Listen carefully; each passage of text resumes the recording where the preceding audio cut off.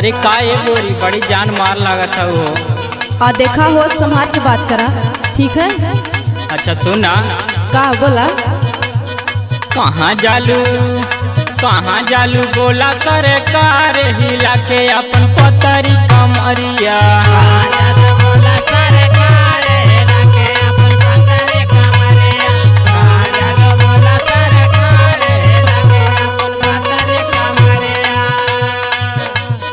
पतरी कमरिया हो पतरी कमरिया, पतरी कमरिया हो पतरी कमरिया, पतरी कमरिया हो पतरी कमरिया। जान मारे कजरा कटार हिला के गोरी पतरी कमरिया।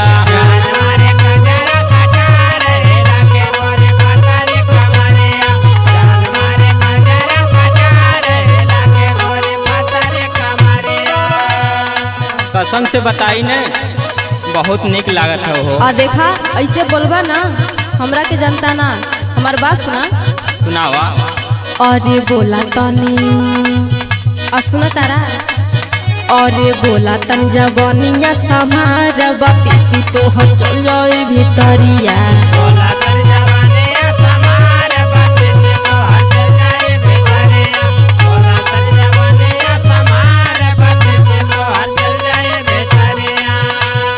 चल जाई भीतरिया हो चल जाई भीतरिया।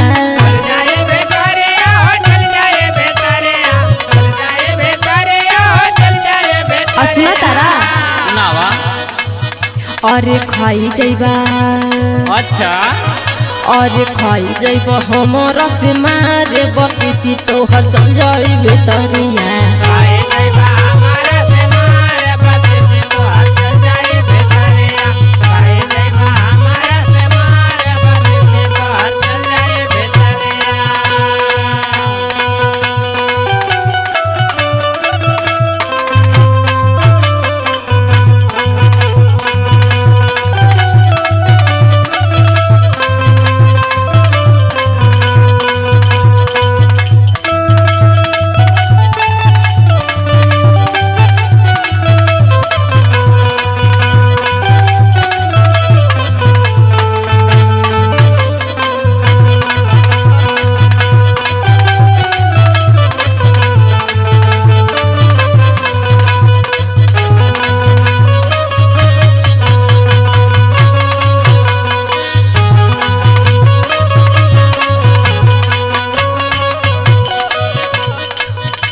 अरे होश में बोला हमसे।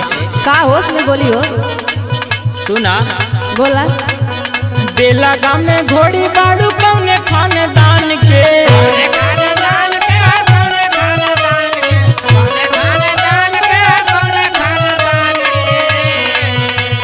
लाज नहीं बाटे तो ये दुनिया जहान के। अरे अरे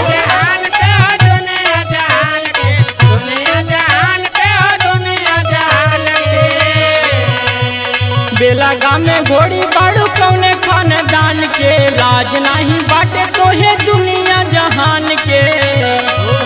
अरे करेलू का हो? अरे करेलू नजर से शिकार हिला के गोरी पतरी कमरिया।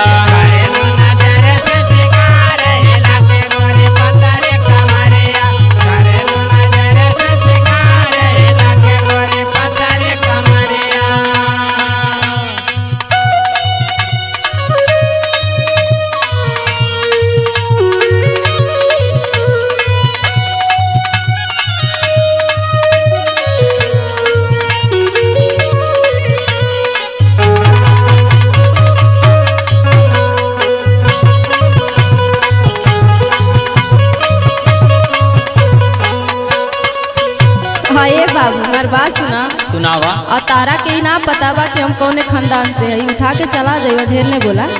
अच्छा बतावा। हाँ सुना। जेतने के साओ के सिंगार कुल हमार बा।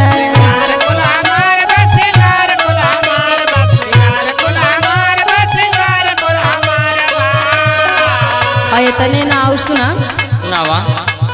उतने खर्चा से तोहर चलत परिवार बा।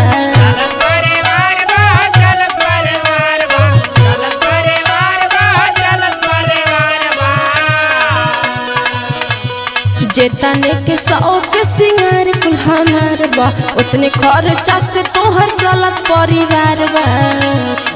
और सुना सुनावा। अरे राहुल मनीष, अच्छा अरे राहुल मनीष बोला तू विचार बत्तीस तोहर चल जाए भितरिया।